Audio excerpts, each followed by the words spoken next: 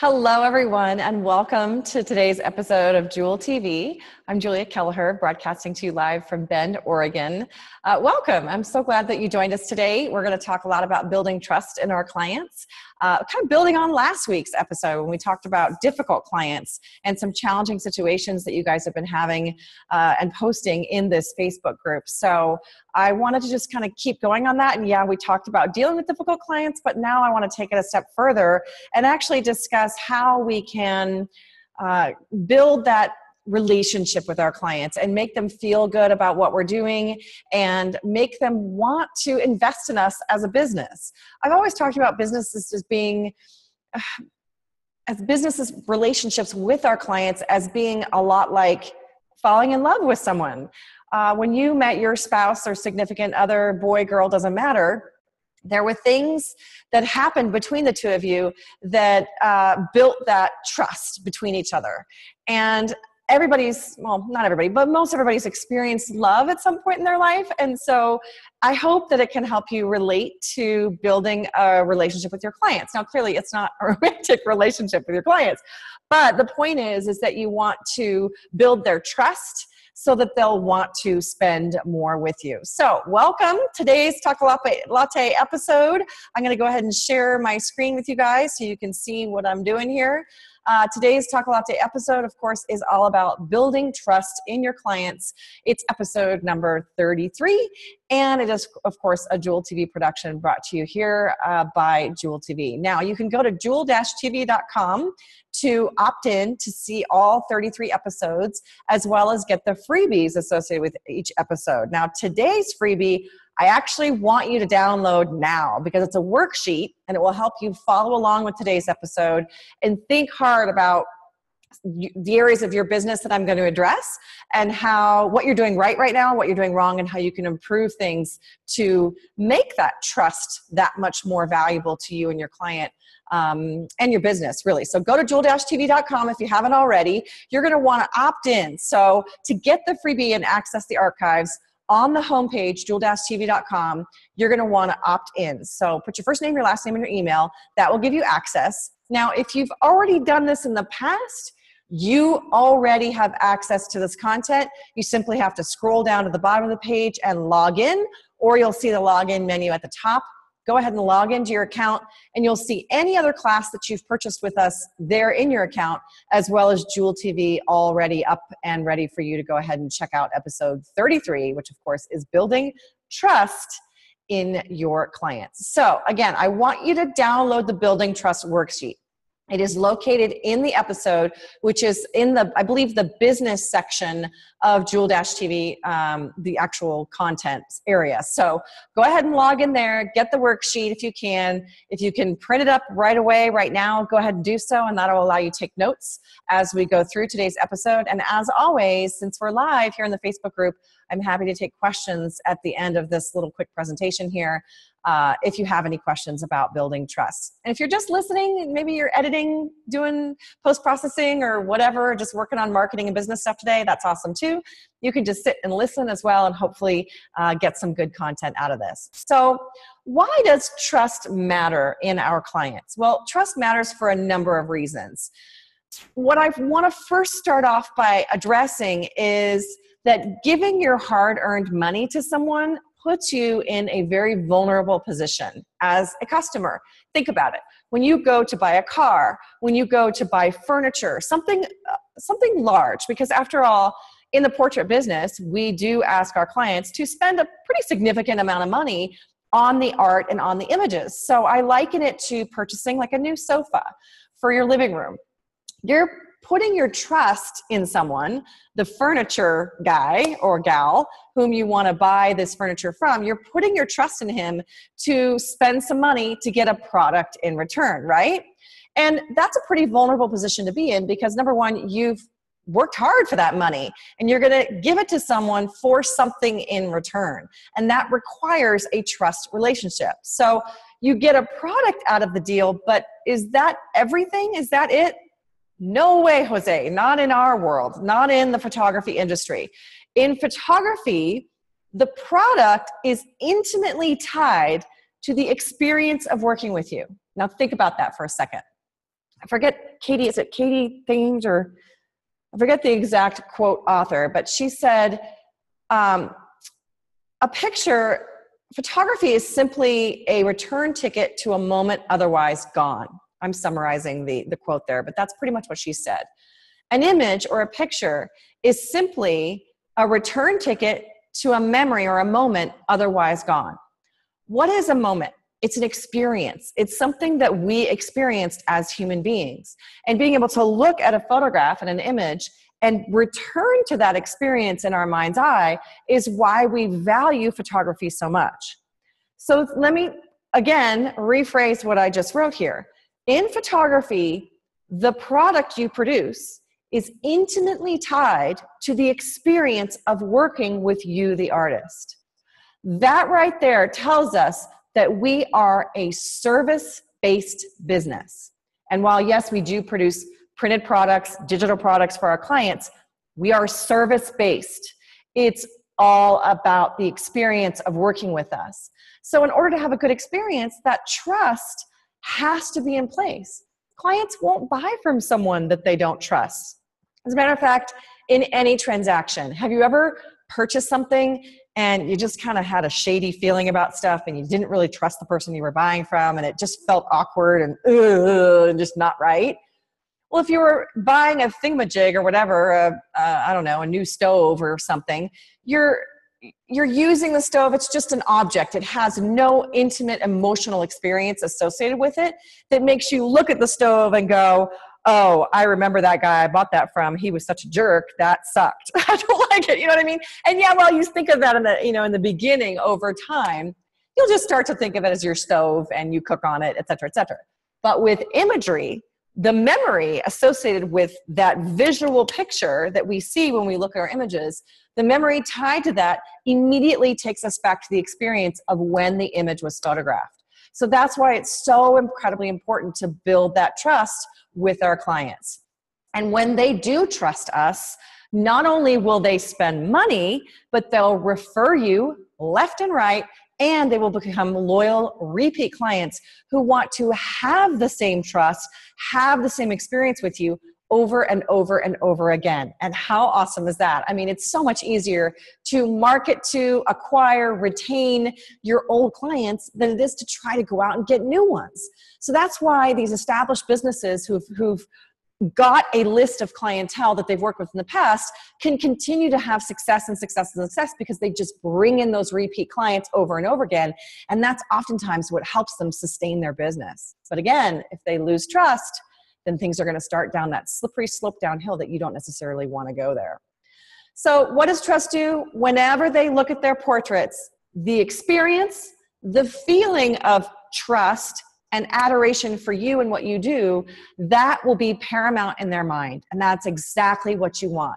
You want that intimate experience of being connected to the memory, to the visual reference of the image, to be a positive, trusting, just flooded with adoration type of moment, okay? So let's talk a little bit about how you can build trust in your clients. Number one, and first and foremost, you have to set expectations.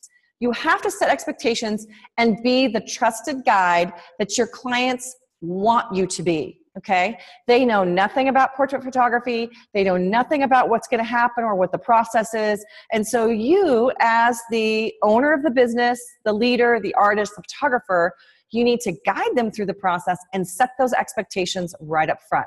One of the best ways to do that is with a pre-consultation. So in that worksheet, I want you to put down what you need to cover in your pre-consultation. What topics do you need to bring up that will help the client build that trust? Be upfront in everything that you do, okay? And that includes pricing. But in your worksheet, you'll see there's a spot where I put, what topics do you need to cover and how do you connect with your client on an emotional level before you bring up the subject of price? Because that trust needs to be built into that initial conversation even before you bring up price. That's why I'm such an advocate of when you get one of those email inquiries from a client, what are you doing? Are you just emailing back expecting to build trust through an email? Or are you actually picking up the phone, calling the client, connecting with her on a deeper, more intimate level, even just a friendly tone, and then providing the pricing? That's what's going to help her trust to want to book you, because she'll realize she has that connection, there's an emotional draw, and she'll want to book the person she connects the most with because she trusts them. That's key to that booking phone call. Okay, number 2, know your stuff. Okay, and I could use a different word instead of stuff, but know your stuff. Be technically proficient in everything you do. You need to be an expert in photography. You don't want to be fiddling around with your camera settings and not kind of look like you don't know what you're doing in the middle of a session. So in that worksheet, fill out where are your weaknesses? What do you need to learn technically in your craft that will help you become the expert, so that things are, so that you've practiced enough that everything's just automatic. Your camera is an extension of you. Is it posing? Is it lighting? Is it shooting in manual, or having the ability to just automatically know your settings on your camera like that?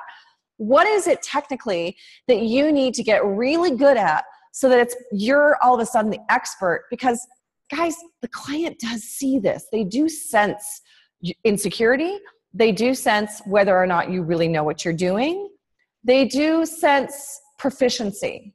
And if they feel at all like maybe things aren't quite as professional as they should be, that's going to ding their trust a little bit. They're going to get that hesitant feeling in their heart, and you don't want that feeling ever. So number 2 is to know your stuff.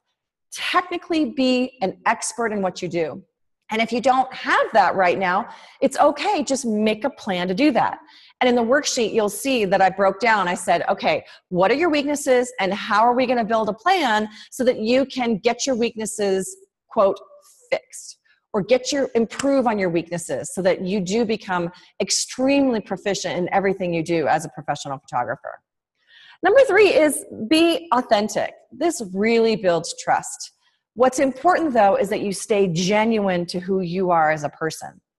Being real works so much. And I try to be as real as possible as I can with my clients and my students, for that matter. You guys know I will tell you like it is. Like, I am not going to pull the wool over your eyes and be like, oh yeah, you could start a photography business for nothing and get it done and make a ton of money and yada, yada, yada. It's hard work. It's hard work, a lot of strategic thinking. It's a lot of money to get started and to maintain your business. And it takes a lot of discipline and effort. And I will never kid you on that. So in other words, I'm trying to be authentic and real.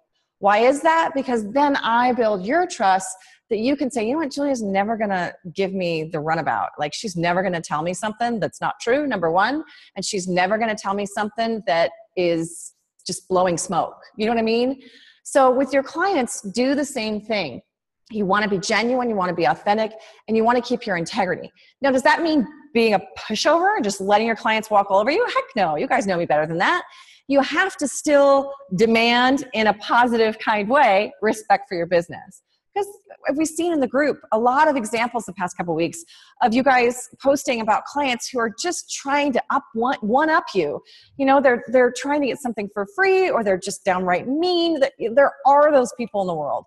You will run into that. But with all clients, it's a bell curve. Most of your clients are going to hit right there in the middle. They're going to be awesome, wonderful people who just need to build that trust with you in order to feel good about hiring you, in order to feel good about working with you, and in order to feel good about spending money with you. There will be those few outliers, those people who are just downright mean. They exist. I've had them too. And sometimes you just have to push through them and just know that, thank goodness, you only have to work with them for a few weeks and then see ya, wouldn't want to be ya, right? You don't have to like live forever with them as if they were your boss indefinitely. So that's the beautiful part about running your own business. But all in all, it's super important to just be authentic and the genuine you. Let yourself come out, at the same time being respectful of your client and your business. So let's look at number 4. Listen intently. My little window here is you guys, you know what I'm seeing up there. I know I'm covering the keynote here, but that's all right. Listen intently to your clients and tweak as needed. Clients need to be heard, and sometimes you'll have to adjust what you do to please them. Now, again, this doesn't mean just blasting through your business and not standing your ground on issues that are important or your policies, but you have to be understanding of their issues genuinely. And sometimes clients are just downright afraid. They're afraid to be photographed. I had a maternity session last night where mom was really reluctant to do the maternity session. And I knew she needed to build trust with me. And so I told her, you don't need to look at the camera. You don't need to smile if you don't want to. This is about you, your beautiful form and your belly. And later, when your baby's born, years down the road, him or her seeing how beautiful you were pregnant and that you took joy in being pregnant. And that's why you wanted yourself photographed. It's not about how you feel. And it's not, nobody feels great when they're pregnant. Well, I shouldn't say nobody. There are those freak women out there who love being pregnant. I was not one of them. But my point is that most women don't feel good. They feel heavy. They feel fat, for lack of a better word. And building her trust to get her to open up and relax and take the images was my job at that time. But I needed to intently listen to her and listen to her fears, listen to her pain points, listen to the things that she was scared of, and reassure her. You will be surprised at what a little empathy and reassurance does to make a client trust. Again, it's just like dating. Say, for example, you were, going to go out on a date with a guy, a new boyfriend or girlfriend or whatever, and they want to go skydiving. And you're like, there's no way I can do this. I'm so scared. But you want to do it so badly. If they just gave you a little reassurance, helped walk you through the process, listened and mirrored back to you what you were feeling, all of a sudden that fear would start to subside. You'd start to feel more comfortable. You would start to trust the process of what happens. So listen to your clients. And sometimes that means listening to things that you've messed up on, listening to problems that your client isn't necessarily happy with. And that involves swallowing a humble pill at times, really just going, oh man, I screwed up. And being self-aware enough to take responsibility for the fact that you screwed up, make it right, fix it. And sometimes that even means giving a refund if you have to. I have taken that humble pill a few times in my career. And you know what? I learned the most from those moments. And things changed in the business the most drastically during those times and for the better. So oftentimes look at your mistakes as learning lessons and ways for you to improve, ways that God's just going, okay, time to fix this. And then you fix it and you move on. And those mistakes keep happening if you haven't learned your lesson. So listen intently to your clients, be their champion. And that's what will truly build that trust. Okay, number 4, communication that is over the top. Okay, I'm talking over the top. She should never have to ask a question. You need to anticipate all of your client's questions, all of her concerns, and all of the things she wonders about should be addressed up front, over the top, so she never even has to think, okay? That means communicating in multiple ways. And that means having lots of different touch points. So number 5 and number 6 are very much related. Having those multiple touch points with your client is critical to making her feel like everything's taken care of. So use every method in your power to do it. Everything from phone calls, emails, in-person, snail mail, online websites, online PDFs, and give her the information that she needs multiple times. It's okay to repeat yourself. Clients need to be, whacked on the head with information in order to get it. I always say that people need to learn in 3 ways. They need to learn visually, they got to see it, they have to hear it, and they have to do it. So that's how I teach my students like you, but also how I work with my clients. So like, for example, on the pre-consultation and in the worksheet, you'll see that there's a bunch of lines for you to kind of fill out what's needed in your own pre-consultation process. But what I do is I not only give the pre-consultation on the phone, but then I also make them fill out a questionnaire online. So they're actually doing it. So they're hearing it on the phone, then they're doing it. And then when they come in, for their session, we do kind of a mini pre-consultation up front. We're asking the same darn questions again. Usually I'm just going over the sheet, the questionnaire that they turned in, and I'll go over and say, okay, this is what we're doing. And that's like the visual component of it. They're actually in person, face-to-face with me, telling me what they want, telling me what product we're shooting for, telling me what colors make them happy, talking about pricing, being very upfront again, setting those expectations, those multiple touch points, repeat things over and over and over again so that your client truly gets it. And that over-the-top communication is going to make them feel like, oh, okay, I'm getting it. I understand the process. I'm learning. I trust what's going to happen. So give her every kind of information you possibly can without like overwhelming her, but repeat things over and over again so that when they see the same information, they'll be like, oh, okay, I've got that. Oh, okay, I've got that. It'll solidify it in their brain. Does that make sense? I hope so. Okay, number 7. So another way to build trust is to anticipate your client's needs and meet them before they even know they have them. So I want you to think of your client's worries, her pain points and challenges, her time frame and schedule. My clients are very, very busy women. They're usually professional career-oriented type women. And she worries about her husband kind of rolling his eyes at the session. She worries about what to wear. She doesn't know what will look good. That's like a huge concern for almost all of my clients. She's worried about her kids behaving. She's worried if she'll look good on camera. She's worried about the timing and how long it'll take and scheduling and if the kids will be happy during that time. She's worried about fitting it into all her work schedule. So keep in mind what your client is dealing with and what she's going to need to make the process of working with you easier. And when you can anticipate her needs and her challenges and her pain points and address them, then she's going to be like, oh, trust. It could be as simple as safety. A new mom brings a baby home from the hospital. She knows because her doctor has told her that their immune system is really weak. Don't take the baby out of the house for 2 weeks. You know, you've heard that. So she's got that fear in her heart of harming her baby. So my job to anticipate those needs and meet them is to say, we are safety trained. We've all been vaccinated for childhood illnesses. We use hand sanitizer like it's our religion. We are very cognizant and aware of how fragile your newborn is, and we will make sure that he is well taken care of. We are covered under liability insurance. We've photographed over 600 newborns in our careers. You know, like giving them that confidence that we're experienced, we know what we're doing, we treat ourselves basically like NICU nurses do. We are completely sanitary around here.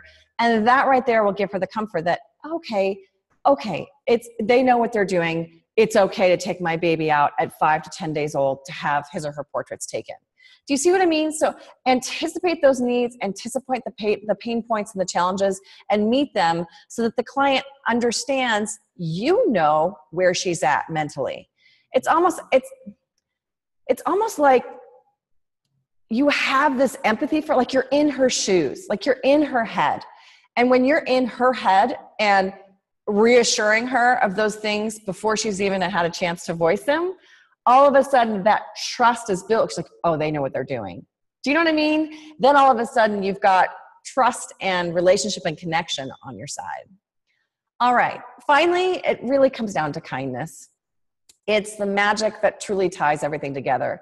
Even when you have a PETA client, even when you have a client who's just mean or nasty or, you know, can't get their ducks in a row, it doesn't matter, scattered. The point is to always be kind. And empathy will let you see things from her perspective. Put yourself in her shoes all the time. I know it's easy to get annoyed with a client who's like late to a session, but you have no idea why she's late. Give her the benefit of the doubt. Maybe something happened at home and the 2-year-old sibling had a complete meltdown conniption, and she knew that if she brought that kid in the way she was, that there was not going to be a good session. So she was trying to make things better by keeping the child at home for an extra half an hour, and she was so overwhelmed with the new child and the sibling that she didn't have a chance to call or text to tell you she was going to be late. It's okay.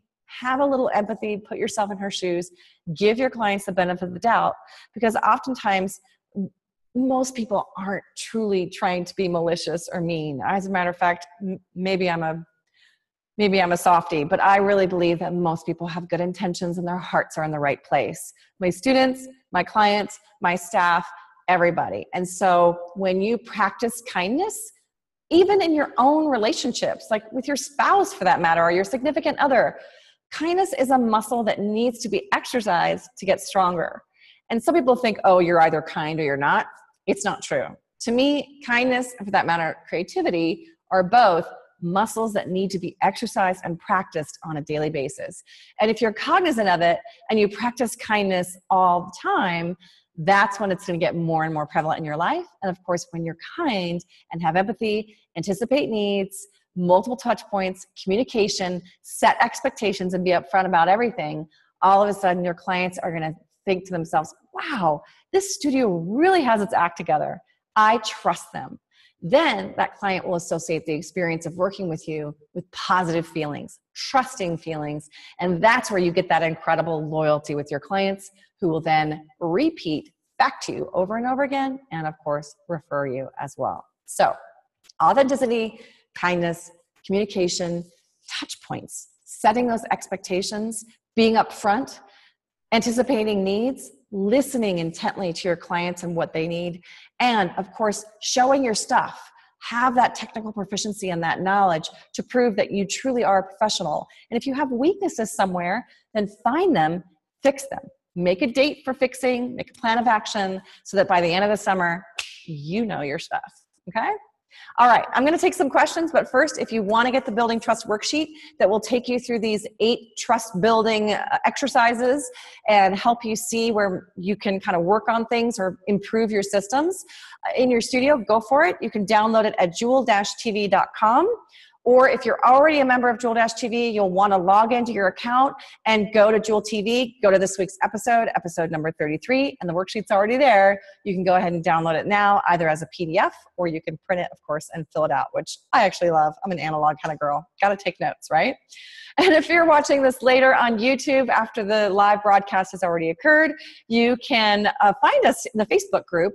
Go to facebook.com/groups/Julia Kelleher, and you will see this air, of course, on Tuesday afternoons at 1 o'clock. We go live, and of course, being live is your opportunity to ask some questions and get some feedback. And if you want to find me on other social media channels, I'm on Instagram a lot. Love Instagram. Our Facebook page, Jewel Images, Google+, Twitter, and of course, Pinterest as well. So I want to go ahead and take some questions for those of you who have burning questions out there about this stuff. So I think Belinda was going to try to get me some of those questions. I can also log on here. B, do we have those questions coming, or are we kind of a mellow day today? She's on her way. I can hear her coming. Rock and roll. The studio takes a long time to walk across now. We're not quite used to that. There she is. Are we good? A question? She said, how do you find the balance of being personal to build the trust and being too personal? Yeah. Yeah. Like going over the line where you're just kind of mushy pushover kind of thing. Is that, do you think what she meant? No, I think she meant like sharing too much of your personal life, like story, yeah. You know, so sharing to create that connection, but not like telling her you're going through a divorce, right, right, or whatever. Spilling it, totally. No, I get it. Well, and I think the thing to do there is, and you and I have talked about that a lot. I hope everybody can hear you. I can pull up my microphone. Sorry. No, no, just pull up the microphone here. So I'll just hold it like that. So I think that one of the things I try to do, and who, Morgan asked this? Morgan Snyder. Morgan Snyder. Mm-hmm. Morgan, the thing I try to do is just ask a lot of open-ended questions to my clients. I mean, I share a little bit, and you do too. Like, we'll talk about our kids and things, positive things. Yeah. You know, we don't really go into negative, dirty laundry kind of stuff. That's probably where you would cross the line. But I always ask my clients who, what, where, when, why questions. This is a great question, by the way. So, and I know Belinda's become really good at this on the phone, but she'll, what was your birth experience like? Or what's your favorite part about being a parent? Or how long have you guys lived in this area? What do you do? You know, like just asking those open-ended type questions that will get the client to start talking. What you don't want to do is say things like, well, do you like your baby? Or, yes. You don't want to ask questions that are a little bit obvious, or yes or no questions. So we call them, in journalism, we used to call them closed-end questions, where they incited a yes or no answer. You always want to ask questions: who, what, where, when, why.